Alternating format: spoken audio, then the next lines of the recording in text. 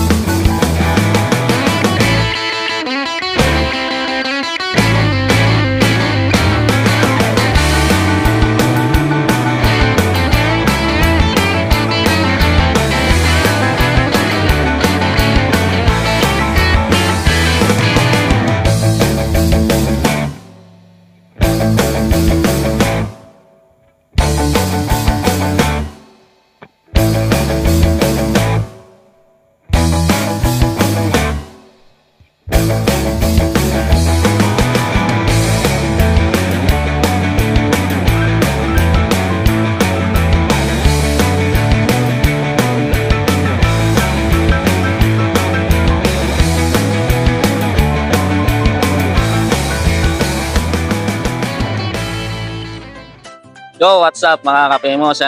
Didemo natin sa inyo kung paano gamitin ang ating unit na Aeros version 2. Tara, at didemo na natin. Bago ka magsusi, no, sure mo laging nakababa tong handbrake. Baba mo muna bago ka magsusi. No? Tapos, pag susi mo, ready na yung ating unit. No? Ay, naka-ready na siya. Makikita sa panel yung 60 volts, tsaka yung kilometer per hour natin. Pati yung speedometer natin, no? Makikita rin sa panel yung yung indicator ng 1, 2, 3. Yan. 1, 2, 3. Yan. Ito mo. Yan. Makikita siya dyan. Tapos yung ating flasher, kaliwa. Yan. Yan. Yan. Meron dito. Dito rin, meron din dito. Meron natin sa likod, meron din, no? Yan. Meron din. Tapos, kanan. Ano natin, yan. Meron din. Dito sa harap, meron din yan. Yan. Dito rin, meron. Tapos ang ating hazard. Yan, hazard. Makikita sa panel natin, no? Yung ating, flasher yan. Hazard siya. Sa likod din, meron. Tapos, busina. Yan. Tapos yung ating drive reverse, yan. Sa ibang unit natin, makikita sa panel yung reverse cam. Pero ngayon hindi. Pag reverse mo, andito sa ngayon sa rear mirror na merong reverse cam, yan. Tapos ilaw. Yan. Tapos yung ating mini pan. Ito lang yung switch niya sa likod. Yan. Tapos drive mo na. Yan. Tapos ating ilaw sa mga headlight. Yan. Pagbukas mo, sabay na siya ng crown light sa taas. Tapos ito.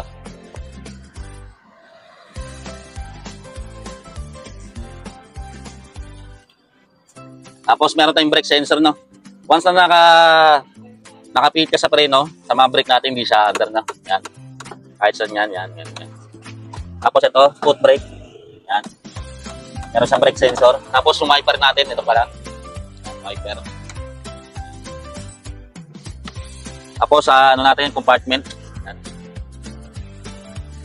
Ito nga pre. Compartment. Bali meron tayong extra tayo na. Tapos yung charger natin ito. Tapos ang mga trapal, pandikit natin. Yan.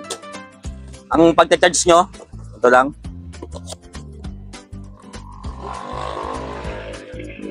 Kung natin, saksakan natin, hindi siya papasok na pagbaliktad na. Kaya lagi nasa taas lang itong isa.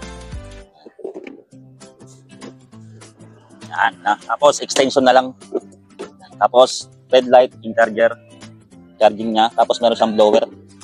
Automatic siyang mamamatay pag nag-take ng full charge na yung battery niya.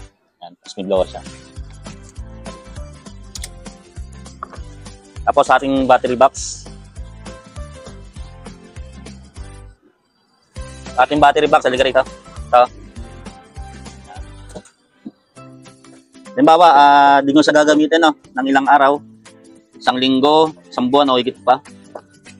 Off mo na itong breaker na to para maiwasan natin yung pag-discarga ng battery. No? Pero kung pang araw-araw naman, kahit huwag mo na siyang patayin, lagi lang siya naka-on. No? Pag di mo lang naman gagamitin ng ilang linggo kayo, 1 buwan, pwede mo siyang patayin yan. So, yun lang. Maraming salamat. Thank you for watching mga ka-Payboss.